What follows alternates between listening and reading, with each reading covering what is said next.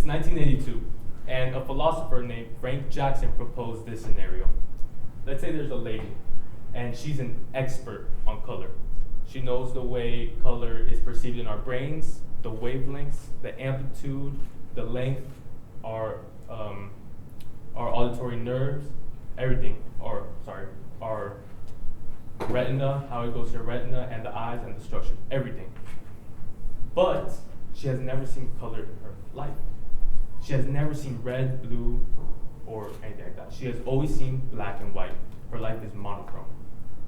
So let's say that one day in her room, she has her black and white books and a black and white computer with a black and white filter. That computer malfunctions, and she sees this.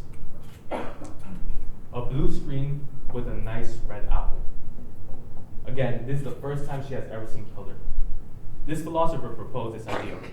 If she is an expert in color, did she learn anything new when she saw color for the first time?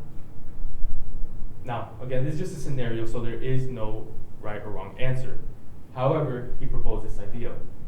If she did learn something new, then experience can't be transferred through facts. So in order to gain experience, you have to experience it yourself. And this reminds me a lot of this current educational system. That's why I call it Mary's educational system, because that's what the lady's name was, Mary.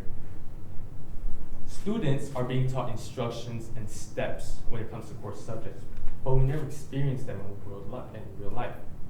You see, the schools now think that education is a checklist instead of a process, and we shouldn't think that way.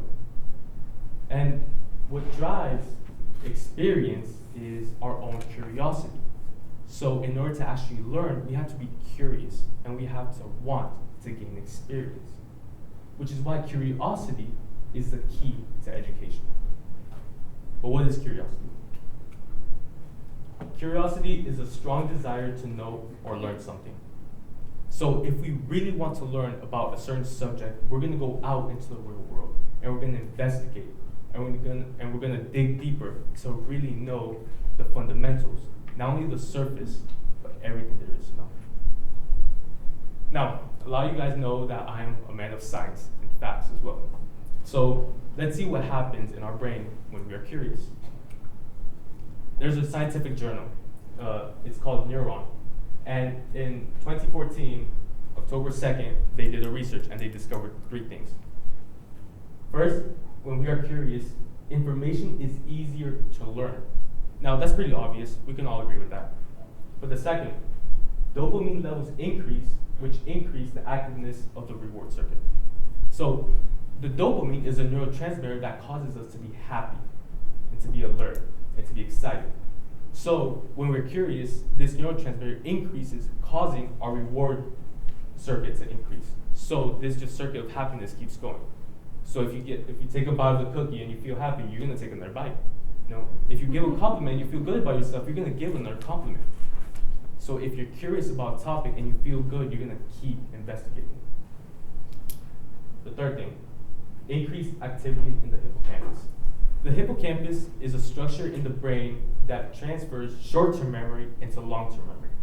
So if you're curious about a topic, then you're gonna remember that information for a longer period of time. That's where true education occurs. Now, this last point they didn't mention, but I believe it's important to mention. Cognitive endurance and resilience. If we don't care about a topic, do you think we're gonna actually put in time and work to learn?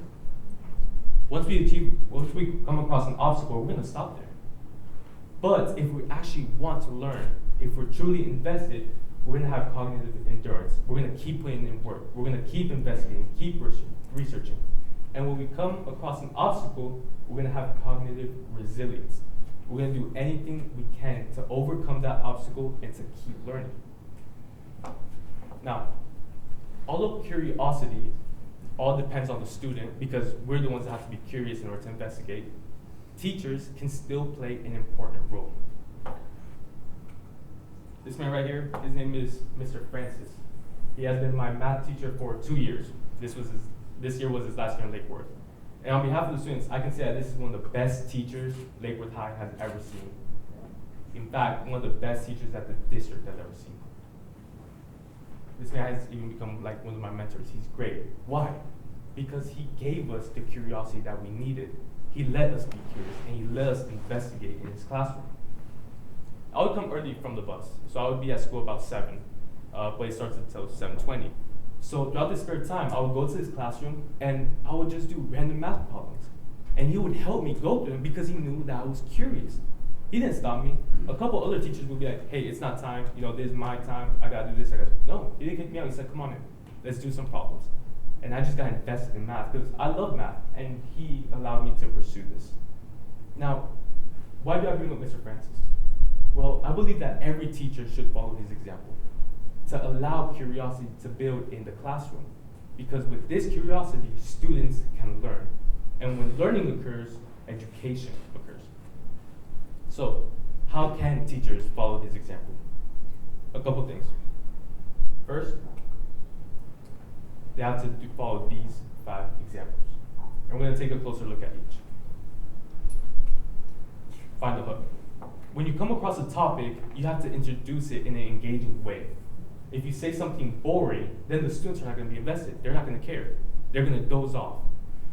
For example, when you read an essay, there's that saying that they have 30 seconds to impress it and grab their attention, or else they throw it away. Same thing in education, in the classroom. You got 30 seconds to engage the students for them to actually learn. Next, you have to give students a voice and a choice. Because at the end of the day, teachers are there for the students. The teachers already got their education, they got the degree. It's all about the students. So the students should be able to kind of manipulate the curriculum a bit so that their learning is at optimum. If they're still hung about this certain topic, and they're still confused, they should be able to have a little bit more time to actually learn it. Because if they're confused about this topic, there is no way they're going to be able to go to the next topic. Next, exploration. This is a key thing. Because education is not about learning the curriculum, it's about learning for life. So students should be able to explore any topic in the core subject. In math, if they want to learn the fundamentals of integration, why is the integral? What is the integral? They should be able to explore it. They should have some downtime to do these fundamentals. Because once they know the background, the fundamentals, then they know everything else. They'll be able to understand everything else in a better way. So, of course, they do have to follow the curriculum because it is the school's requirement.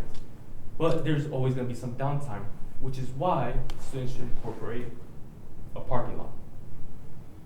So a parking lot is basically a place in the wall where students can come and put ideas or topics that they want to explore. So when they do have the downtime, they can go to the parking lot and see, okay, do these students have any questions or something? Do they like anything? Or do they want to review anything? So this is kind of a way for the students to interact with the teacher as well. So when the teacher goes home, they can take the parking lot and they can investigate, what can we do tomorrow? What do the students want to do? Lastly, teach the art of asking questions. I believe that this is the most important thing in this list. Because without questions, we won't learn. Without questions, we can't dig deeper. Without questions, there is no education. Life is about asking questions, about discovering the world and discovering our surroundings. If we don't ask questions, then our education is just going to plummet. But again, it's us, the students, who have to ask the questions. We have to ask why. Sir, why does this happen? Why does this occur? Why did the Americans do this in this war? Why did we decide to invade here?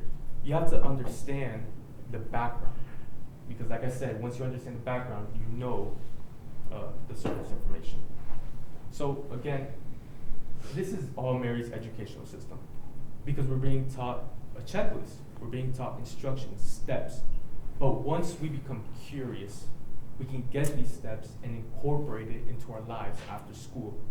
That way we can actually learn and we can actually become educated. And we can truly turn Mary's educational system into our own. Thank you.